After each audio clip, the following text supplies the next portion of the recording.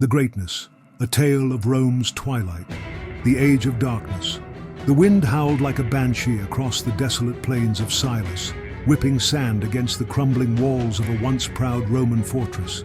The air hung heavy with the stench of decay and the lingering whispers of a forgotten empire. The year was 1123, an age shrouded in darkness, an age where the might of Rome, once a beacon of civilization, had dwindled to a flickering ember. The once mighty legions, famed for their discipline and valor, were now shadows of their former selves.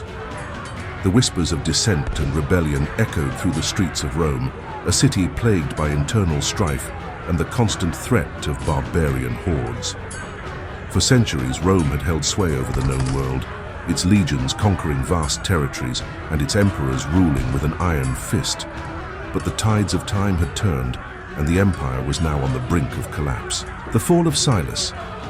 The barbarians, a fearsome horde of savage warriors, had long been a thorn in the side of Rome. They came from the north, a swirling mass of unbridled fury, their eyes burning with a thirst for conquest. Their leader, the cunning and ruthless Barcus Trosco, a man whispered to be touched by the ancient gods, had united the tribes under his banner, a symbol of chaos and destruction. The fall of Silas was a brutal and swift affair. The Roman garrison, weakened by years of neglect and dwindling resources, was no match for the barbarian onslaught. The defenders fought valiantly, but they were overwhelmed by sheer numbers and ferocity. The fortress, once a symbol of Roman strength, was reduced to rubble, its stones stained with the blood of fallen soldiers. The barbarians plundered the city, their laughter echoing through the ruins, their voices a chilling testament to the empire's decline. The gathering storm news of the barbarian victory reached the heart of Rome, sending shockwaves through the city.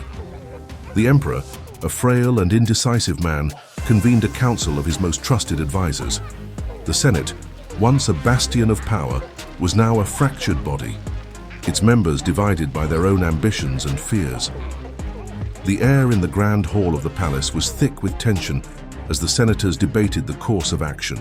"The barbarians are at our doorstep," declared the aging Senator Marcus, his voice trembling with urgency. "They will not stop at Silas. They will march on Rome itself." "We must raise an army," cried another senator, his face contorted with rage. "We must crush these barbarians before they destroy our empire." The emperor, his face pale with fear, looked to his general, Aulus Tyrannus, a man renowned for his military prowess and unwavering loyalty. "General Tyrannus," the emperor said, his voice barely a whisper, "what is your counsel?" The counterattack.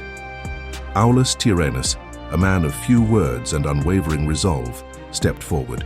His eyes, cold and calculating, scanned the room, taking in the fear and uncertainty that hung in the air. "Your Majesty," he said, his voice calm and steady, "we must strike back. The barbarians must be taught a lesson they will never forget. We will reclaim Silas, and we will crush their rebellion." With a nod from the emperor, Aulus Tyrannus set about assembling a force of seasoned veterans and fresh recruits. The Roman legions, their spirits rekindled by the general's unwavering determination, marched north, their banners fluttering in the wind, their swords gleaming in the sunlight. The battle for Silas was a clash of titans. The Romans, disciplined and well-trained, met the barbarian onslaught with a wall of steel. The ground trembled under the weight of clashing swords and the roar of battle cries. The air was thick with the stench of blood and sweat, the cries of the wounded, and the screams of the dying. After a long and bloody struggle, the Romans emerged victorious.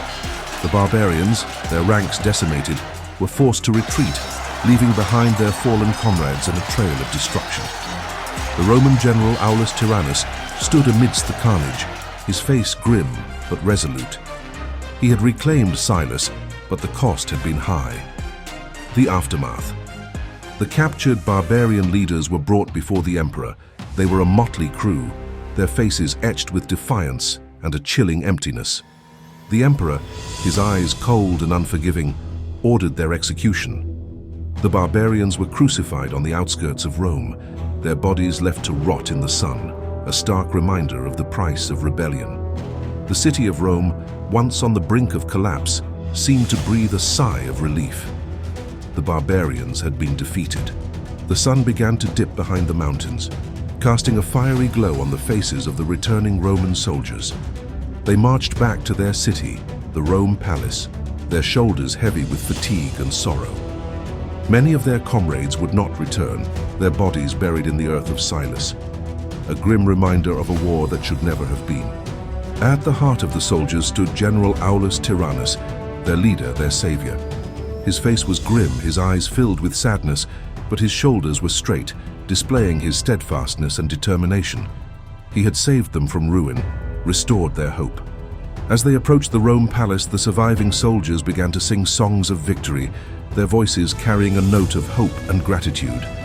They had survived a war that had nearly shattered their world, and now they were home carrying their wounds and their stories.